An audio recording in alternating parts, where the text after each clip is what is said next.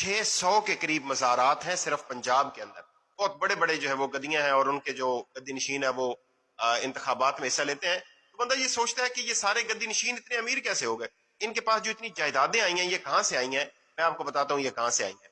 یہاں کے جو گدی نشین ہیں یہ پہلی بار جنگ آزادی کے مجاہدین کو کچلنے کے لیے ایسٹ انڈیا کمپنی کے دستے راست تھے، اور ان گدی نشینوں نے انگریزوں کے حق میں فتوے دیے اور جنگ کو بغاوت قرار دیا، اور انعام کے طور پر جاگیریں ان کو ملی. اور انہی گدی نشینوں کو انگریزوں نے نوآبادیاتی عہد جو تھا ان کا، اس میں پاور سٹرکچر کے طور پر انہیں استعمال کیا، اور ان کے ذریعے سے اپنے کلچز کو بر صغیر کے اندر مضبوط کیا، اور ان کو بڑے بڑے رقبے دیے، بڑی بڑی جاگیروں سے ان کو نوازا. ابھی یہاں نام لینا تو کسی کا مناسب نہیں ہے، لیکن پھر بھی میں آپ کو اگر کچھ اس کے گلمسز بتاؤں تو سرگودا میں جو شاہ پور کا علاقہ ہے وہاں پہ ایک گدی ہے، اس کو 6000 سے زیادہ ایکڑ زمین جاگیر کے طور پر ملی. اسی طرح اٹک میں ایک گدی ہے، وہاں پہ ان کو 25,000 سے زائد ایکڑ زمین ملی. جھنگ کا ایک بہت بڑا نام ہے سیاست کے اندر، ان کو 9000 ایکڑ سے زیادہ زمین جو ہے وہ انگریز نے دی. ملتان کا ایک بہت بڑا نام ہے، ان کو 11,000 ایکڑ سے زیادہ زمین دی. ملتان ہی کے ایک اور گدی ہے، ان کو 7,000 سے زیادہ ایکڑ زمین دی. اور ایک جلال پور میں ایک بہت بڑی گدی ہے، وہاں پہ بھی پیر صاحب ایک ہیں، تو ان کو 34,000 ایکڑ سے زیادہ جو ہے وہ زمین ان کو دی گئی. گیلانی ہے، ادھر ادھر، آپ جس طرف دیکھیں گے آپ کو پتہ چلے گا کہ اور دی کیوں دی؟ اس لیے کہ جب جنگ آزادی شروع ہوئی اور اس سے پہلے بھی جب ملتان میں کے اندر ایک پلٹون نے بغاوت کر دی تھی، تو یہ سارے گدی نشین تھے، انہوں نے اپنے اپنے مریدین کو ساتھ لے کے ان مجاہدین کو مارا، ان کو شہید کیا، اور اس کے بدلے انگریزوں سے جو ہے وہ نگد پیسے بھی لیے، اور اپنی اس وفاداری کے صلے میں ان سے جاگیریں بھی وصول کی.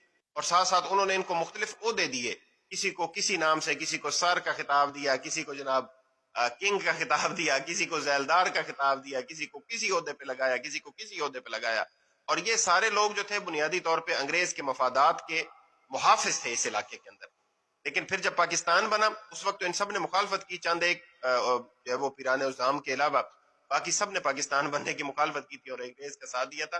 جب پاکستان بن گیا تو یہ پاکستان کے مامے بن گئے آ کے، اور اس وقت سے لے کے آج تک یہ خاندان ہیں جو مختلف پارٹیاں جوائن کرتے ہیں. کبھی مسلم لیگ نون جوائن کرتے ہیں، کبھی پیپلز پارٹی جوائن کرتے ہیں، کبھی تحریک انصاف جوائن کرتے ہیں، کبھی کاف لیگ جوائن کرتے ہیں، لیکن رہتے پاور ہاؤس کے اندر ہیں اور انہی جاگیروں سے آیا ہوا پیسہ. اور ان جاگیروں کے اوپر میں بالکل کیٹیگوریکلی یہ کہنا چاہتا ہوں کوئی حق نہیں ہے ان کو ان جاگیروں کے اوپر. انگریز کا کوئی رائٹ نہیں تھا کہ اتنے بڑے بڑے رقبے جو ہے جو یہاں کے لوگوں کی ملکیت ہیں، جو یہاں کے عوام کی ملکیت ہیں، وہ ان لوگوں کو دے کر جائے. لیکن وہ دے کر گئے اور ان کے ایمان کے اوپر اس سے کوئی فرق نہیں پڑا، ان کو کوئی پریشانی نہیں ہے اس سے. اور انہوں نے انہی زمینوں کی پیداوار اور انہی سے آنے والے پیسوں سے استعمال کر کے اپنے علاقے کے لوگوں کو جو ہے وہ اپنا غلام بنا کے رکھا، ان سے ووٹ لیے، پاور جو کوریڈورز ہیں ان کے اندر ہمیشہ اپنے آپ کو جو ہے وہ شامل رکھا، اور مجموعی طور پہ انہوں نے دین کی کوئی خدمت نہیں کی. علامہ اقبال کی ایک بڑی پیاری نظم ہے جو آپ نے سنی بھی ہوگی، جس کا پہلا شعر ہے یہ: اٹھو میری دنیا کے غریبوں کو جگا دو، کاخ عمر آ کے در و دیوار ہلا دو، گرماؤ غلاموں کو لہو سوز یقین سے، کنجشک فرومایا کو شاہین سے لڑا دو.